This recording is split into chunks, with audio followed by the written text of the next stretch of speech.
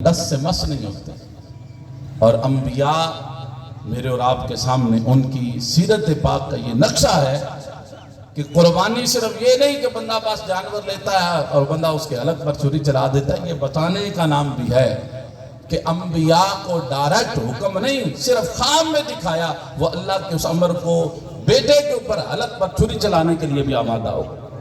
اور مجھے اور آپ کو قرآن نے بار بار واضح حکم کے ساتھ مجھے اور آپ کو کہا کہ یہ کرنا ہے یہ نہیں کرنا، ہم کو بھی ماننے کے لیے تیار ہیں۔ تو نماز عید الاضحیٰ ہمیں اس بات کی قربانی اس بات کا سبق دیتی ہے کہ جتنے رب دا تے رب دے رسول دا حکم آ جائے پھر اوتھے سی نہیں کرنی، فوراً دے تے عمل پیرا ہو جائے۔ اور میرے محبوب علیہ السلام قربانیوں کا تذکرہ فرما رہے تھے تو حضور نے فرمایا یہ کیا ہیں قربانیاں؟ صحابہ نے پوچھا حضور مل اضاحی یا رسول اللہ، حضور یہ قربانیاں کیا ہیں؟ تو میرے محبوب فرمانے لگے، فرمایا سنت ابیکم ابراہیم، یہ تمہارے باپ حضرت ابراہیم علیہ السلام کی سنت ہے۔ صحابہ نے عرض کی وما لنا فی، حضور ہمارے لیے اس میں کیا ہے؟ سنت تو ان کی ہوئی، جانور ذبح کر دیں گے، ہمیں کیا ملے گا؟ تو محبوب مکرم صلی اللہ علیہ وسلم نے ارشاد فرمایا اس کے ہر بال کے اندر اللہ نے تمہارے لیے ایک نیکی رکھی ہوئی ہے۔ فی کل شعرۃ حسن، ایک بال، ہر بال کے بدلے میں ایک نیکی۔ تو صحابہ کرام کے مزاج پر قربان جائیں، کروڑوں مسائل میرے اور آپ کے لیے حل کیے۔ عرض کی یا رسول اللہ صلی اللہ علیہ وسلم، آپ فرما رہے ہیں ہر بال کے اندر ایک نیکی ہے۔ حضور جو صفوف والے ہوتے ہیں، اون والے ہوتے ہیں، ان کے تو بڑے باریک بال ہوتے ہیں، بندہ ایک لٹ ایسے نکالے تو شاید گنتے ہوئے اسے کئی جو گھنٹے لگ جائیں، اتنا زیادہ ان کے باریک سے باریک صفوف ہوتے ہیں۔ حضور ان کے اندر بھی نیکی ہے؟ تو میرے محبوب علیہ السلام نے فرمایا ہاں فالصفوف، فرمایا وہ جو باریک اون والے ہیں اللہ نے اس میں بھی ہر بال پر ایک نیکی رکھی ہوئی ہے۔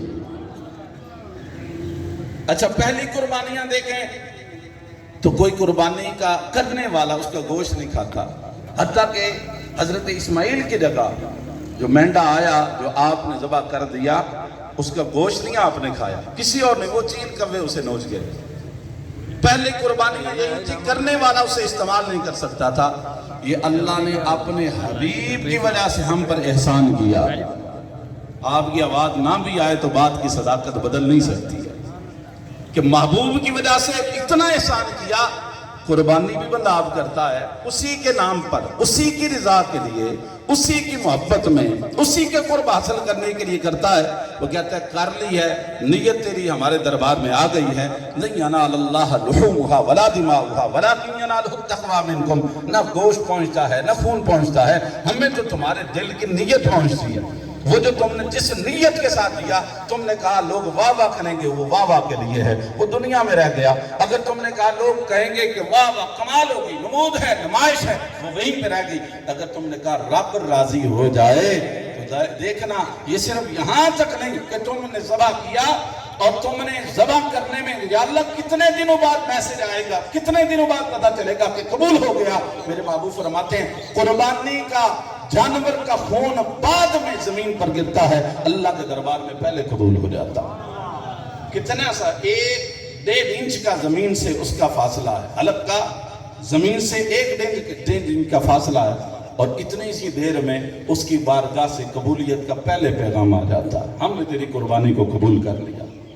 اور پھر قربانی صرف کر لی، کہا ہم تک خون گوشت نہیں پہنچتا، گوشت تم نے کھانا ہے، خون زمین کی طرف چلا گیا، نالی میں بہہ گیا، تمہیں کیا ملے گا؟ نیکی تو ہم نے ہر بال پر دی، لیکن یہاں تک نہیں محدود رکھنا۔ جب قیامت والے دن آؤ گے نا، نیکیوں کا اعمال نامہ جب نیکیوں کے میزان کے پلڑے میں رکھا جائے گا، اس کے اندر ہم اس جانور کی کھال، اس کا گوشت، اس کی پوست، اس کے سینگ، اس کی کھریاں وہ بھی وہاں پہ رکھیں گے، تیرا نیکیوں والا پلڑا اور بھاری ہو جائے۔ اللہ اکبر۔ پھر یا اللہ صرف اتنا کہا نہیں، اور بھی کچھ ادا کرے گی، کیا ہوگا؟ میرے محبوب فرماتے ہیں جب بندہ پل صراط سے گزرے گا، پل صراط جو بڑا تاریک ہے، بڑا باریک ہے، تلوار سے زیادہ تیز ہے، بال سے باریک ہے، اندھیرے کے اندر ہے، جہنم کے اوپر بچھا ہوا، اور قرآن کریم میں اللہ کریم نے فرمایا ہر ایک نے اس سے گزرنا، بغیر گزرے نہیں جا سکتا جنت میں۔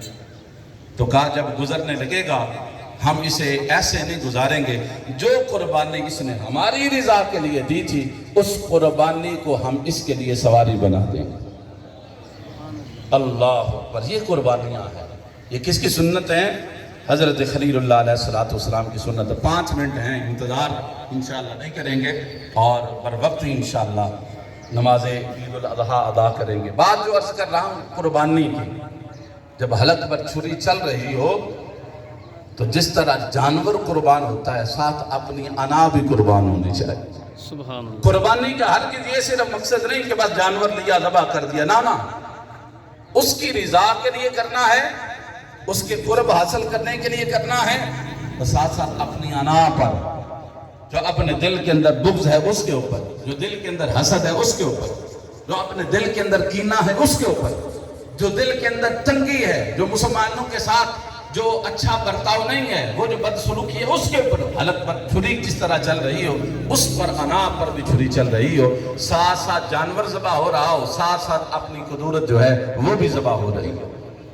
یہ ہے قربانی کا مقصد کہ مسلمانوں کو آپس میں جوڑا جائے، ملایا جائے۔ میرے محبوب مکرم صلی اللہ علیہ وسلم آپ نے جانوروں کی عمریں بھی بیان فرمائی۔ کتنی عمر ہے؟ جو چھوٹا جانور ہے اس کی عمر 1 سال، دوسرے سال میں داخل ہو چکا ہو۔ یہ عام لوگوں میں مشہور ہے، وہ کہتے ہیں کہ 6 مہینے کا بھی لگ جاتا ہے۔ بھائی 6 ماہ کا ہر ایک نہیں لگتا، وہ لگتا ہے جسے سال والے کے ساتھ کھڑا کیا جائے ایک جیسے معلوم۔ وہ تو چھوٹی چھوٹی جوراں لے کے آنکھوں میں قربانی، یوں تو نہیں، قربانی ہے اس کا قرب حاصل کرنا ہے تو پھر اس کے لیے کوئی قیمت بھی ادا کرنی پڑتی۔ قربانی ماں باپ کے لیے انسان بڑا کچھ کر جاتا ہے، بیوی بچوں کے لیے اتنا کچھ کر جاتا ہے، اپنی گھر والیوں کے لیے اتنا کچھ کر جاتا ہے،